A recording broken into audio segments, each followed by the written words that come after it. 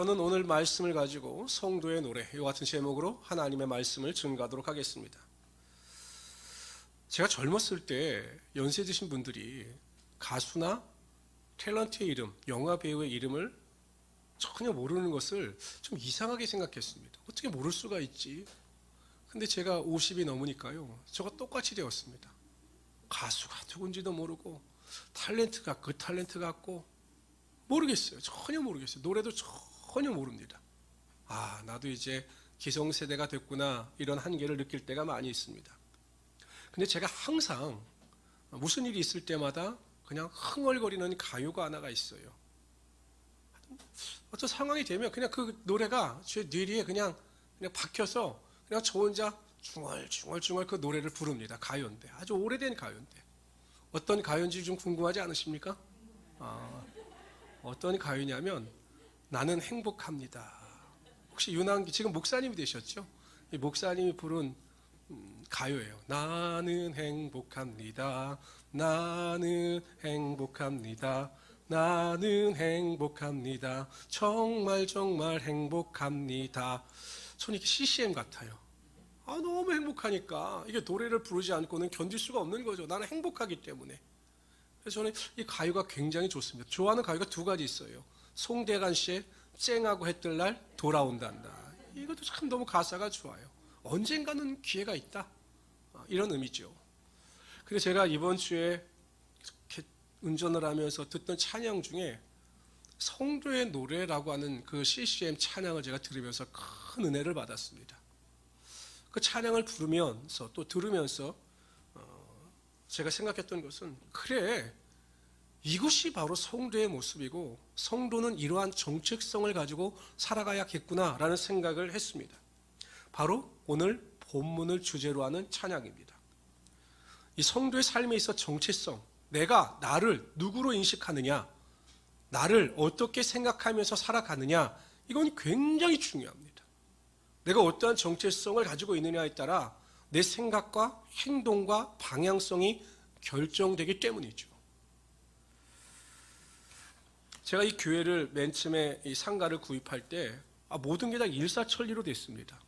다 구입하고 계약금을 걸고 모든 게 다 일사천리로 됐습니다. 그리고 이제 우리 교회가 들어오는 얼마 남지 않은데 이제 당연히 이 건물에 대출이 된다라고 이야기했는데 은행에서 이 교회 등기가 아직 안 나왔기 때문에 대출이 안 된다는 겁니다. 제가 깜짝 놀랐죠. 방법이 없느냐, 등기가 없는 이상 대출은 힘들다, 이렇게 이야기를 계속 똑같은 말을 반복합니다. 그럼 어떻게 되느냐라고 물어봤더니 제가 냈던 계약금이 다 날아갈 수도 있다는 거죠. 계약이 파괴되니까. 왜냐하면 제가 잔금을 내지 못했으니까 이 뭐 상가는 그냥 다 공중분해가 된다는 것입니다. 그 말을 듣는 순간 앞이 캄캄했습니다. 그래서 제가 아는 분에게 한번 전화를 걸었죠. 이런 상황이 어떻게 되냐. 그랬더니 그분이 하는 말이, 집사님이 한 분 계신데 이런 은행에서 하는 일인데 한번 그분에게 가서 사정을 이야기하고 부탁을 해보라는 겁니다. 뭡니까? 목사가 집사한테 가서 아쉬운 소리를 해라, 살려달라, 이런 말을 해보라는 겁니다. 뭐 그때 당시에는 여러분 생각해 보세요. 뭐 지금 4억 가까이 되는 돈이 그냥 다 날아가 버리게 생겼으니 제가 앞뒤 생각할 겨를이 있겠습니까? 그래서 부랴부랴 운전하고 그 집사 부탁을 하고 그 집사를 찾아가는 도중에 갑자기 그런 생각이 드는 겁니다. 내가 목사인데, 내가 목사인데 집사한테 가서 내가 이렇게 어려움이 됐으니 제발 나를 좀 도와달라, 나를 살려달라 라고 말하는 게 맞나? 내가 목사이기 때문에 도저히 못하겠는 거예요. 운전하고 가는 도중에 못하겠는 거예요. 내가 목사인데, 내가 목사인데 매일 믿음으로 살라, 기도하고 살라, 능력으로 살라, 이렇게 말한 목사인데 집사한테 가서 내가 어렵게 됐으니 당신이 좀 나 좀 도와달라 라고 말을 하면 그 집사가 나를 어떻게 생각할까? 도저히 못하겠는 겁니다. 그래서 간 중간에 그냥 돌려버렸습니다, 차를. 그리고 교회 와서 기도했습니다. 하나님, 제가 죽게 되겠사오니 하나님께서 교회 주인이 되시니까 하나님께서 문제를 해결해 주시고 제가 수치를 당하지 않게 해주십시오 라고 기도했습니다. 하나님께서 기적적인 방법으로 문을 열어주셨습니다. 만일 제가 그때 그 집사에게 가서 부탁을 하고 청탁을 했다면 얼마나 여러분 부끄러웠을까요? 그 집사가 저를 볼 때 뭐라고 생각했겠습니까? 아이고 세상의 목사님을 다 별 수 없겠구나 이런 생각하지 않았겠습니까? 그럼 내가 목사다라고 하는 정체성이 있었기 때문에 그러한 행동을 절대로 하지 못했던 겁니다. 저는 하나님께 대하여 목사가 되는 것에 대하여 매일 감사합니다. 왜 감사하느냐? 목사로서 설교를 하고 목사로서 성도를 보살피고 이것 때문에 제가 감사하는 게 아닙니다. 내가 그래도 목사이기 때문에 목사라고 하는 정체성을 가지고 살아가기 때문에 그나마 하나님 안에서 하나님께서 원하시는 길을 걸어가고 있기 때문에 감사하는 겁니다. 저는 저를 너무나 잘합니다. 저를 너무나 잘합니다. 제가 만약에 목사가 되지 않고 집사가 되었더라면 아마 안수 집사까지도 힘들었을 겁니다.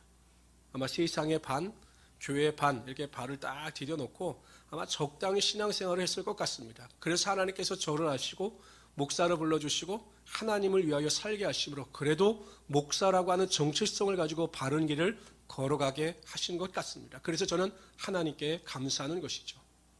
이처럼 우리의 삶의 정체성은 중요합니다. 나를 어떻게 인식하느냐, 내가 어떠한 사람이라고 나는 믿고 생각하느냐, 이게 굉장히 중요한 것입니다. 그런 의미에서 볼 때 오늘 본문이 우리에게 주는 교훈은 큽니다. 사도 바울은 본문을 통해서 성도는 어떠한 사람인가, 어떠한 정체성을 가지고 살아가야 하는가에 대해서 분명히 말씀해 주고 있는 것입니다. 그래서 오늘 이 시간 이 말씀을 통해서 과연 성도는 어떠한 사람들인가에 대해서 살펴보라 함께 은혜를 나누고자 합니다. 첫 번째로 성도들은 속이는 자 같으나 참된 자들입니다. 이게 참 성경이 한국말인데도 어렵습니다. 사도 바울이 이 고백을 한 배경이 있습니다. 이 고린도 후서는요, 이 고린도 후서는 일종의 사도 바울의 변증서입니다. 그러니까 그 당시에 고린도 교회 이단들이나 외부 세력이 침투를 해서 사도 바울을 공격할 때 무엇을 공격했느냐? 사도 바울은 사도가 아니다. 예수님의 제자가 아니다. 라고 그를 공격했습니다. 왜냐하면 사도 바울은 살아생전에 예수님을 보지 못했기 때문이다. 예수님을 따라다니지 아니했기 때문이다. 라고 그를 공격했습니다. 그러면서 하는 말이 그가 전하는 복음도 거짓이다. 이렇게 사도 바울을 몰아세웠습니다. 그래서 사도 바울이 그에 대해서 변증하는 겁니다. 사람들의 나를 속이는 자라고 이야기하나 나는 속이는 자가 아니라 복음을 증거하는 하나님의 참된 사도다, 참된 자다 이렇게 말하고 있는 것이죠. 그러니까 사람들은 사도 바울의 삶을 부정했던 겁니다. 그러나 사도 바울은 나는 참된 하나님의 제자이고 참된 길을 걸어가는 자다라고 말씀하고 있는 것이죠. 우리는 때로는 누군가와 나의 삶을 비교할 때가 있습니다. 열심히 산다고 하지만 때로는 나와 다른 사람의 삶을 비교할 때가 있습니다. 그러다 보면 과연 내가 잘 살고 있는가? 내가 예수를 믿고 있지만 내가 잘 살고 있는가? 라고 하는 회의가 들 때도 가끔은 있죠. 동창을 만났습니다. 근데 동창은 남편도 수입도 좋고 교회는 다니지 않지만 수입도 좋고 안정적이고 좋은 집에 넓은 집에 살고 자녀들도 좋은 대학교 나오고 또 좋은 직장에 들어가고 의사가 되어서 그냥 잘 삽니다. 강남에서. 근데 내 삶은 그렇지 않아요. 예수를 믿는다고 하지만 남편은 예수를 잘 믿지만 경제적으로 어렵고 자녀들도 살지만 그냥 그저 어렵게 살아갑니다. 나를 도와줄 여유도 없어요. 자녀들은. 그럴 때 과연 내가 잘 살았는가? 나는 지금 잘 살고 있는가? 비교하여 그런 생각이 들 때가 있다라는 것입니다. 세상은 그렇게 말하겠죠. 믿지 않는 그 친구가 믿는 나보다 훨씬 잘 산다. 그의 삶이 복된 삶이다. 이렇게 평가할 수도 있을 것입니다. 그러나 여러분, 사도 바울의 고백처럼 우리는 속이는 자 같으나 어리석은 자 같으나 그런 자들이 아니라 참된 자들이고 하나님 안에서 진리의 길, 생명의 길을 걸어가는 자들이 된다라는 것입니다. 왜 그렇습니까? 하나님께서 인정하시는 복음의 진리 가운데 바로 서서 참된 은혜의 길을 걸어가고 있기 때문이죠. 세상이 아무리 우리를 향해서 조롱하고 멸시한다 해도 우리는 참된 길을 걸어가는 참된 자들이기 때문에 우리의 삶은 절대로 부정되어질 수 없는 것이고 하나님께서 우리의 삶을 받아주신다라는 것입니다. 그래서 우리가 인간다운 삶을 살아가는 것이고 인생의 성공의 길을 걸어가고 있는 것입니다. 아무리 다른 사람들이 여러분의 인생을 인정해 주시지 않는다 할지라도 왜 그렇게 사셨습니까? 왜 그러한 인생을 살아가고 계십니까? 라고 말을 한다 할지라도 하나님께서 인정하시는 참된 인생, 참된 길, 바른 인생을 우리가 살아가고 있기 때문에 그 일에 대해서 자부심을 가지고 당당하게 은혜 가운데 살아갈 수 있는 하나님의 귀한 성도들이 되시기를 주님의 이름으로 축원합니다. 두 번째로요, 성도들은 무명한 자 같으나 유명한 자들입니다. 속담에 그런 말이 있죠. 호랑이는 죽어서, 이건 이제 여러분들이 해주셔야 합니다. 호랑이는 죽어서, 사람은 죽어서, 이름 남기실 것 같습니까? 남기실 것 같아요. 여러분 유명한 자가 되고 싶으십니까? 유명해지고 싶지 않아요? 왜 유명해지면 좋죠. 여러분 얼마나 좋습니까? 무명한 사람보다 유명한 사람이 좋죠.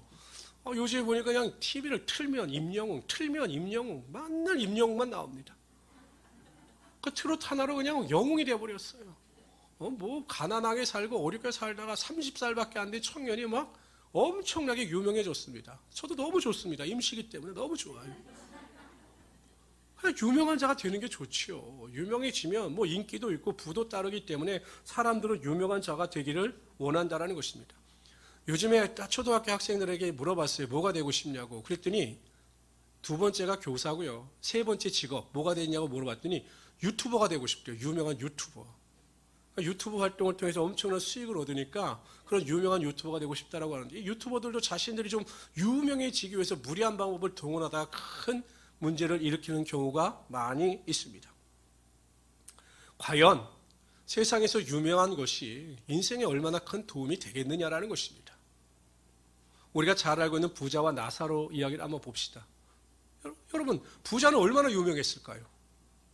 매일 여러분 잔치를 배설하고 사람을 초대해서, 지금으로 말하면 리셉션 같은 거가 막 난리가 난 거죠. 저녁마다 파티하고, 뭐 강남에서, 지금 따지면 강남에서 최고의 부자였겠죠. 매일 매스컴을 타고 그 부자의 일거수일투족에 소개됐을 겁니다. 사람들은 그 부자와 친해지기 위해서 부단히 노력했을 것입니다. 부자의 이름은 모든 사람들에게 알려졌을 것입니다. 근데 그 집에 거지 나사로가 앞에 살고 있었습니다. 먹는 것을 걱정해야 되는 자였습니다. 사람들은 나사로의 이름을 기억조차 하지 않았습니다. 그냥 거지라고 불렀습니다. 그러나 하나님은 그렇지 않으셨습니다. 부자는 하나님께 대하여 무명한 자였습니다. 하나님은 그의 이름을 기억지 않으셨습니다. 그래서 성경에도 보면 부자의 이름은 나오지 않습니다. 나사로는 유명한 자였습니다. 하나님께서 그를 기억하고 계셨기 때문에 성경에는 그가 비록 거지였고 비참한 삶을 살았지만 나사로라고 하는 분명한 이름을 기록하고 있는 것입니다. 유명한 사람은 어떤 사람입니까? 하나님께 알려주고 하나님께 기억되어지는 사람이 유명한 사람입니다. 어떠한 사람이 유명한 사람입니까? 하나님의 생명책에 기록된 자들이 유명한 사람입니다. 이 세상에서 아무리 유명하고 이 세상에서 많은 것을 누렸다 할지라도 하나님께서 기억하지 못하는 사람은 유명한 자가 아니라 무명한 자요 헛된 인생을 살았던 자입니다. 이건희 회장이 아무리 유명해봤자 무슨 소용이 있습니까? 하나님께서는 그 이름을 전혀 기억지도 않으셨을 것입니다. 그러나 저 시골에서 어렵게 목회하고 하나님의 말씀을 위하여 몸부림쳤던 그 시골 작은 교회 목사님의 이름은 하나님께서 분명히 기록하시고 기억하심으로 그를 유명한 자로 반드시 만들어 주셨을 것입니다. 이 자리에 앉아있는 여러분들은 유명한 자들입니다. 왜냐하면 하나님께서 아신 바 되었기 때문이죠. 그래서 성경은 이렇게 말씀합니다. 다 같이 읽어봅시다. 고린도전서 13장 12절입니다. 우리가 지금은 거울로 보는 것 같이 희미하나 그때는 얼굴과 얼굴을 대하며 볼 것이요 지금은 내가 부분적으로 하나 그때는 주께서 나를 아신 것 같이 내가 온전히 알리라. 하나님께서는 여러분들을 다 아신다라는 것입니다. 뿐만 아니라 이사야서에 보면 이렇게 말씀하십니다. 읽어봅시다. 시작. 내가 너를 내 손바닥에 새겼고 너의 성벽이 항상 내 앞에 있나니. 하나님께서는 저와 여러분의 이름을 손바닥에 새기시며 항상 우리를 가까이 하고 계시다는 사실입니다. 그러므로 우리는 세상에서 무명한 자 같으나 하나님께 대하여 유명한 자입니다. 그러므로 이러한 자부심, 은혜, 능력을 가지고 나는 하나님께 대하여 유명한 자다라고 하는 높은 프라이드를 가지고 이 세상을 넉넉히 이기며 살아갈 수 있는 하나님의 귀한 성도들이 되시기를 주님의 이름으로 축원합니다.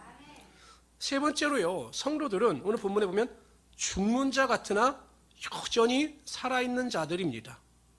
성도들에 대해서 매일 죽는 자 같으나 살아있는 자다 이렇게 이야기합니다.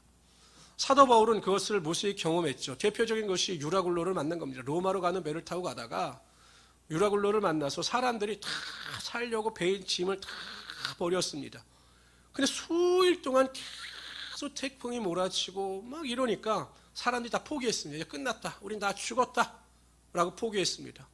아마 사도 바울도 당황했을 것입니다. 그때 하나님께서 주의 천사를 통하여 알려주십니다. 내가 로마 왕 앞에 가이사 앞에 서야 하겠고 이 배 탄 사람들의 생명은 하나도 피해를 입지 않을 것이다. 다만 배만 약간의 손상을 입을 것이다.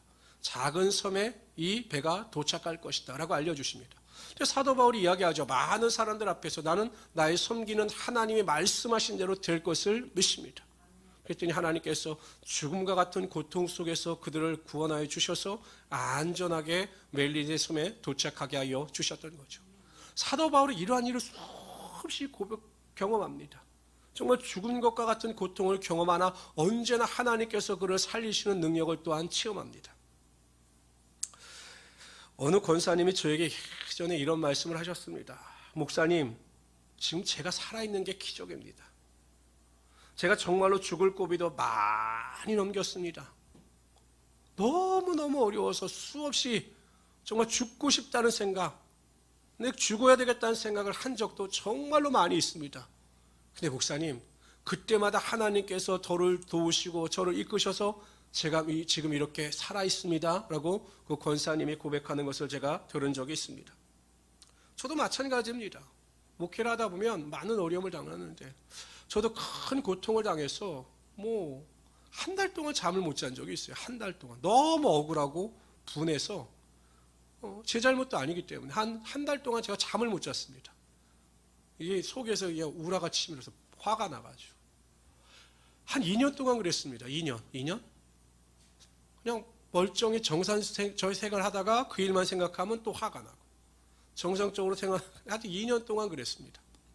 근데 여러분, 아무리 죽을 것 같은 고통이라 할지라도 우리가 믿음으로 인내하고 하나님 안에서 소망을 가지고 살아가면 결국 하나님께서 살리시더라는 것입니다.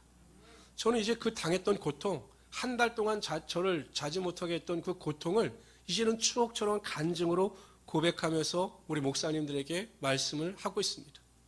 죽을 것 같은데, 정말 지금 당장 죽을 것 같은데, 살 수 없을 것 같은데 결국 하나님께서는 우리를 여전히 살리신다라는 것입니다. 성도는 죽는 자들이 아니라 사는 자들입니다. 어떠한 고난과 환난과 핍박과 어려움 가운데서도 하나님께서는 우리를 반드시 살리시고 그 살리심을 통하여 우리의 삶에 하나님의 은혜가 반드시 임하게 하여 주실 것입니다. 그래서 우리 성도님들은 나는 죽는 자 같으나 반드시 사는 자다. 죽음 같은 고통 속에서도 하나님의 구원의 능력이 나를 이끄실 것이다. 이러한 믿음을 가지고 승리하시는 우리 성도들이 되시기를 주님의 이름으로 축원합니다. 네 번째로 성도들은 징계를 받는 자 같으나 죽임을 당하지 아니하는 자들입니다. 여기서 징계란 헬라어 원어를 보면 교육적 차원에서 징계입니다. 여기서 징계는 하나님의 징계입니다. 그러니까 하나님께서 우리를 징계하시고 우리를 훈련하시나 우리는 결코 죽지 않는다라는 것입니다. 망하지 않는다, 쇠하지 않는다, 반드시 성공한다라는 것입니다. 그러니까 하나님의 징계의 목적은 무엇입니까? 우리를 살리시기 위하여, 우리를 성숙하게 하시기 위하여 우리를 징계하신다라는 것입니다. 사도 바울이 빌립보에서 복음을 전거하다가 매를 맞고 감옥에 갇힙니다. 여러분, 일반적인 사람들 같았으면 원망하고 불평하죠.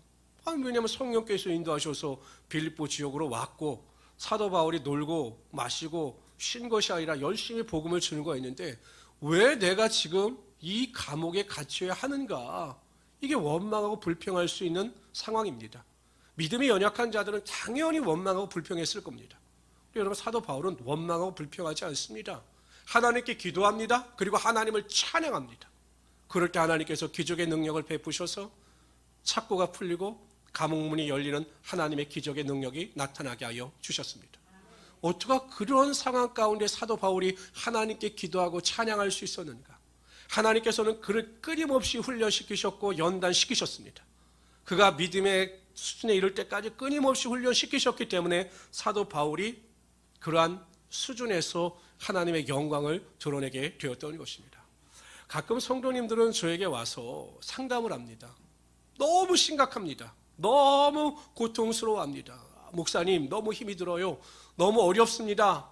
제가 과연 이 일을 감당할 수 있을까요? 일이 잘 될 수 있을까요? 라고 염려하고 불안해합니다. 그러나 제가 보기에는 별 문제 아니에요.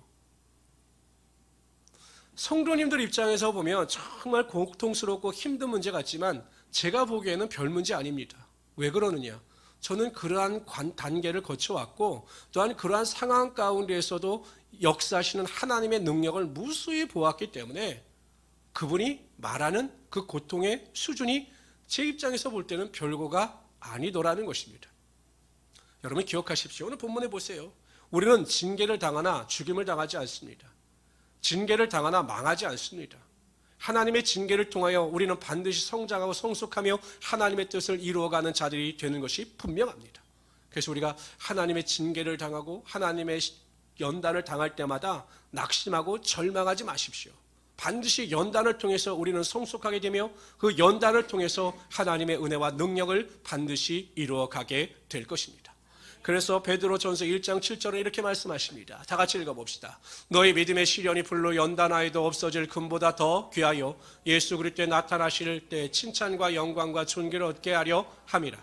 하나님의 연단과 하나님의 훈련을 이기는 자들에게 칭찬과 영광과 존귀가 반드시 임하게 될 것입니다. 그래서 모든 일에 넉넉히 이기며 살아가시는 우리 성도들이 되시기를 주님의 이름으로 축원합니다. 다섯 번째로 성도들은 근심하는 자 같으나 항상 기뻐하는 자들입니다. 근심하는 자 같으나 성도들은 항상 기뻐하는 자들입니다. 어느 교회에서 목사님이 심각한 표정을 짓고 있는 5살짜리 남아이를 발견하셨습니다.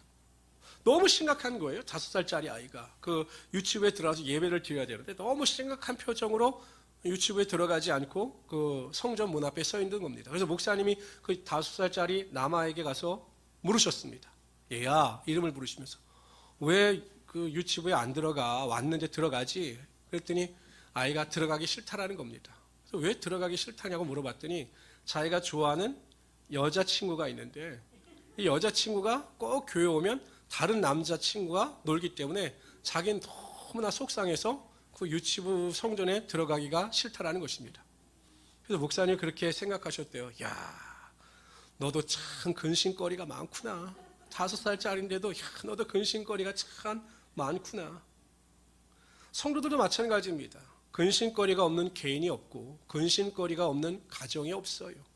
제가 누구를 만나든 어떤 가정을 만나든 근심거리가 없는 개인과 가정은 만나본 적이 없습니다. 겉으로 평안해 보이고 완전해 보이는 개인이나 가정도 항상 개인이나 가정이 가지는 근심거리가 있더라는 것입니다. 그런데 여러분, 우리가 그럼에도 기뻐할 수 있는 이유가 무엇입니까? 말씀이 있기 때문에 그렇습니다. 하나님의 약속이 있기 때문에 그렇습니다. 로마서 8장 28절에 보면 우리가 알거니와 하나님을 살아가는 자 곧 그 뜻대로 부르심을 입은 자들에게는 모든 것이 합력하여 선을 이루느니라. 우리의 모든 근심거리가 다 합력하여 선이 되어 기쁨거리가 될 것을 믿기 때문에 우리는 항상 소망을 가지고 살아갈 수 있게 된다는 것입니다. 그래서 여러분 우리가 생각을 바꾸면요, 근심거리가 많으면 많을수록 우리의 삶에 기쁨거리가 많아질 수 있다는 것입니다. 그러니까 내가 10가지의 근심거리의 기도 제목을 가지고 여러분 기도하지 않습니까? 그러면 결론적으로 이 근심거리 10가지가 기쁨으로 바뀔 수 있기 때문에 우리는 근심 가운데 항상 기뻐할 수 있게 된다는 것입니다. 그러니까 여러분 기도 제목이 많은 사람, 내 삶의 기도 제목이 많은 사람이 오히려 현재의 삶에 고통을 당하고 어려움을 당해도 내일에 대한 기대와 소망이 있는 것입니다. 저는 새벽마다 성도들을 놓고 제가 이제 저에게 문제를 이제 중보기도를 부탁하시잖아요. 목사님, 저에게 이런 기도를 해주십시오라고 부탁을 합니다. 그럼 저는 기대가 됩니다. 하나님께서 어떻게 역사하실까? 또 하나님께서 어떻게 은혜를 베푸실까? 오히려 기대가 되고 소망이 됩니다. 저에게도 문제가 있고 기도 제목이 있을 때마다 기대가 됩니다. 새벽 예배마다 부르짖는 그 기도가 굉장히 소망이 됩니다. 어떻게 하나님께서 역사하실까 기대가 있기 때문이죠. 그래서 여러분, 근심 가운데 기도하는 자들은 슬퍼하거나 낙심하는 것이 아니라 하나님께서 베푸실 은혜를 기억하시면서 기뻐하며, 항상 기뻐하며 살아갈 수 있게 되는 것입니다. 그래서 여러분, 성도들은 아무리 걱정과 근심거리가 있어도 얼굴이 밝은 표정으로 나타날 수밖에 없는 것입니다. 이러한 은혜를 가지고 근심 가운데 기뻐하는 자들이 되시기를 주님의 이름으로 축원합니다. 여섯 번째로, 성도들은 가난한 자 같으나 많은 사람들을 부욕해 하는 자들입니다. 여러분, 사도 바울이 살던 시대에 성도들은 가난할 수밖에 없었습니다. 그럴 수밖에 없었죠. 왜냐하면 예수를 믿는 순간 사회 공동체 조직 속에서 냉대와 박해를 받았습니다. 만약에 내가 예수를 믿는다 그러면 그 유대인의 공동체 안에서 장사를 할 수도 없었습니다. 제가 말레이시아 가보니까 그렇더라고요. 근데 이슬람 국가인데 이 말레이시아 사람이 예수를 믿는다 그러면 이 경제 공동체 안에 들어올 수가 없더라고요. 그러니까 예수를 믿는 순간 완전히 가난해질 수밖에 없는 구조입니다.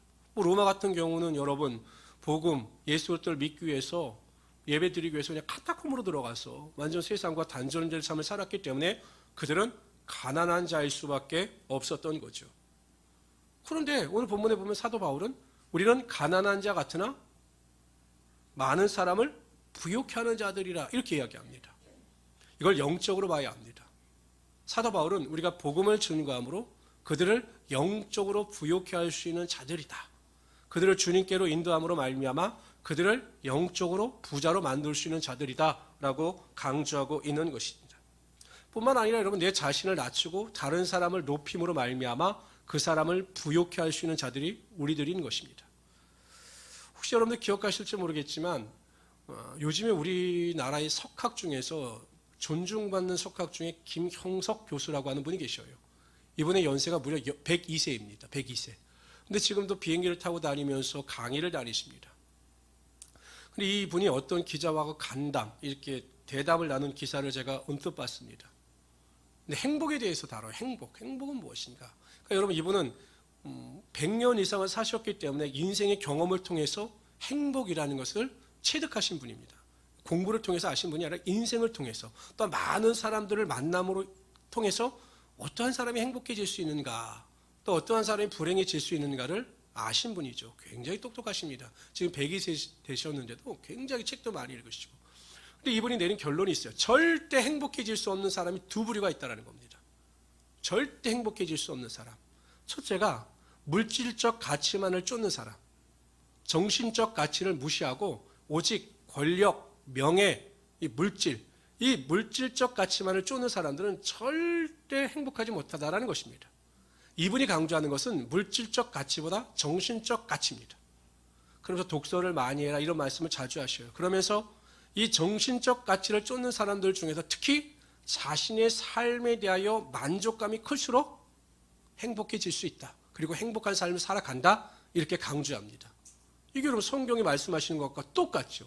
세상 사람들은 많은 것을 소유하고 많은 것을 누리며 살아갈 때 행복해질 수 있다고 생각하지만 이분은 그렇지 않다는 것을 경험으로 안 거예요. 뭐 재벌들도 만나고 많은 사람들을 만나봤지만 물질적 가치만을 쫓는 사람은 절대 행복하지 않더라. 정신적 가치를 쫓는 사람들은 행복한데 그 핵심이 자신의 삶에 대하여 만족하는 것이다 라는 것을 말씀하셨습니다. 두 번째, 절대로 행복해질 수 없는 사람은 어떤 사람들이냐? 이기주의적인 사람들이 행복해질 수 없다라는 겁니다. 자신만을 아는 사람, 내 가족, 내 자녀만이 잘 돼야 된다. 이렇게 개인주의적 삶을 살아가는 사람들은 절대 행복해질 수 없더라. 이렇게 강조합니다.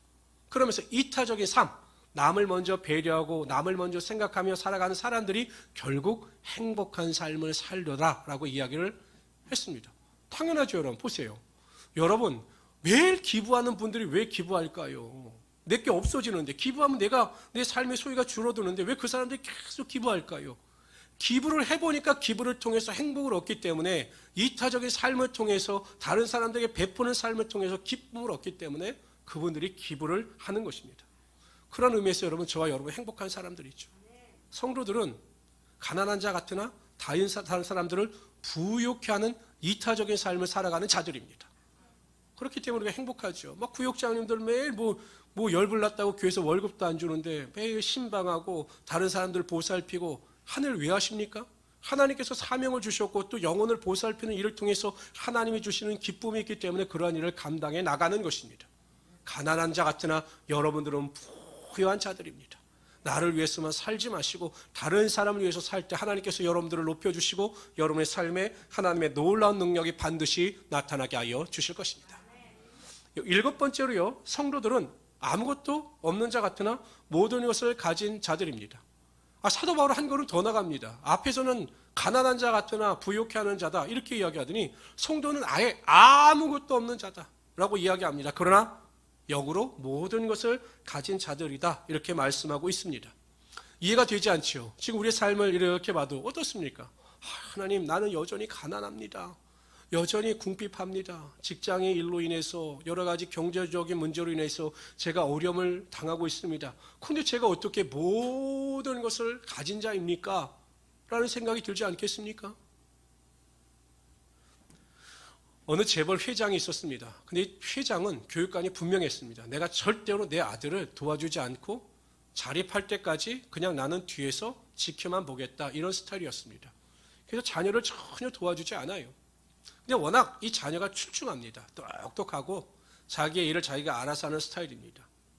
유학을 갔는데도 같은 그 재벌 회사의 자녀들은 아버지가 도와줘서 좋은 집을 얻고 또 학비도 걱정하지 않으면서 수업을 받았는데 이 사람은 아버지가 안 도와줘요. 그리고 다른 사람들도 알리지 않았습니다. 그래서 어렵게 접시를 닦아가면서 고생을 해가면서 공부를 합니다. 집도 아주 허름한 곳을 얻어서 굉장히 고생을 합니다. 그러니까 다른 사람들이 보기에는 아무것도 없는 사람 같고 너무나 고생하는 사람 같아서 오히려 그 청년을 걱정합니다. 이게 말이 됩니까? 여러분, 이 청년은 가난한 자입니까? 부자입니까? 부자이죠. 아버지에게 물려받은 유산만 해도 어마어마한 사람입니다. 저와 여러분이 이와 같다라는 것입니다. 비록 우리 스스로는 지금 당장 아무것도 없는 것 같으나 우리 하나님이 우리의 삶의 아버지가 되어주시고 만물의 주인이신 하나님께서 우리의 삶의 주인이 되어주시기 때문에 하나님의 것이 곧 우리의 것이기 때문에 우리는 모든 것을 소유한 자가 된다 이렇게 말씀하고 있는 것입니다. 그래서 고린도전서 3장 21절에 이렇게 말씀하십니다. 읽어봅시다. 시작. 그런즉 누구든지 사람을 자랑하지 말라. 만물이 다 너희 것입니다. 만물이 다 너희 것입니다. 우리는 천국을 기업으로 받은 자들입니다. 그리고 천국에 들어가서 하나님과 더불어 우리는 그 나라에서 왕노릇할 자들입니다. 이 땅에서 우리가 비록 사람들이 보기에는 아무것도 없는 자같이 보이나 하나님께서는 우리에게 모든 것을 가진 자로다 라고 우리의 삶을 인정하시며 우리의 삶의 모든 것을 채워주신다는 것입니다. 그래서 여러분, 보이는 것만으로 우리의 인생을 판단하지 마시고 보이지 않는 하나님께서 우리의 삶의 주인이 되시며 우리에게 부어주신 것을 바라보시면서 나는 모든 것을 가진 자로다 라고 하는 믿음의 능력을 가지고 이 세상을 넉넉히 이기며 살아갈 수 있는 하나님의 귀한 성도들이 되시기를 주님의 이름으로 축원합니다. 우리는 바른 정체성을 가지고 살아가야 합니다. 성도 여러분, 꼭 기억하십시오. 우리는 우리가 원하는 삶, 우리가 계획하는 삶을 살아가는 자들이 아닙니다. 하나님께서 우리에게 정해주신 삶을 살아가는 자들입니다. 성도들은 이런 삶을 살아가야 한다라고 말씀하신 대로 성도의 올바른 정체성을 가지고 살아갈 때 하나님께서 그 삶을 인정하여 주시는 것입니다. 100m를 달리는 육상 선수들은 자신에게 정해진 트랙을 달려야 합니다. 그런데 자기가 1번 트랙을 달려야 하는데 달리는 도중에 갑자기 2번 트랙이 마음에 든다라고 해서 2번 트랙을 침범하면 그 선수는 실격입니다. 우리가 이 세상을 열심히 살고 최선을 다해서 살았다 할지라도 하나님께서 우리에게 원하시는 그 신앙의 길을 걸어가지 아니하면 그 인생 자체가 부정되는 것입니다. 그러나 우리가 힘들고 어려워도 하나님께서 우리에게 원하시는 성도의 정체성의 길을 올바로 걸어가게 될 때 하나님께서는 그 인생을 인정하시고 그의 삶에 하나님의 상급이 나타나게 하여 주시는 것입니다. 성도 여러분, 우리는 속이는 자 같으나 참된 자입니다. 하나님께서 여러분의 인생을 인정해 주십니다. 그러므로 항상 말씀 안에서 복음의 진리 가운데 살아갈 수 있는 우리 성도들이 되시기를 바랍니다. 나는 무명한 자 같으나 유명한 자입니다. 하나님께서 우리를 아셨고 우리를 하나님의 손바닥에 새기셨다라고 말씀하셨습니다. 그러면 여러분 자신감을 가지고 살아가십시오. 정말 높은 프라이드를 가지고 살아가십시오. 그래도 우리는 그런 은혜 가운데 살아갈 수 있는 능력이 있는 자들입니다. 나는 죽는 자 같으나 언제나 다시 살아나는 자입니다. 아무리 어렵고 힘들어도 반드시 살아날 것을 믿음으로 소망하며 살아갈 수 있기를 바랍니다. 나는 하나님께 대하여 징계를 받는 자 같으나 반드시 승리케 되는 자입니다. 나는 근심하는 자 같으나 이 모든 것이 잘 될 것을 믿고 항상 기뻐하는 자입니다. 나는 가난한 자 같으나 어떠한 상황 가운데서 다른 사람을 부유케 할 수 있는 자입니다. 나는 아무것도 없는 자 같으나 모든 것을 소유한 자입니다. 이것이 나입니다. 이러한 성도의 정체성을 가지고 하나님 앞에 매일 감사함으로 찬양하며 나의 나된 것을 하나님께 영광을 돌리며 살아가시는 귀한 성도들이 되시기를 주님의 이름으로 축원합니다. 기도합시다.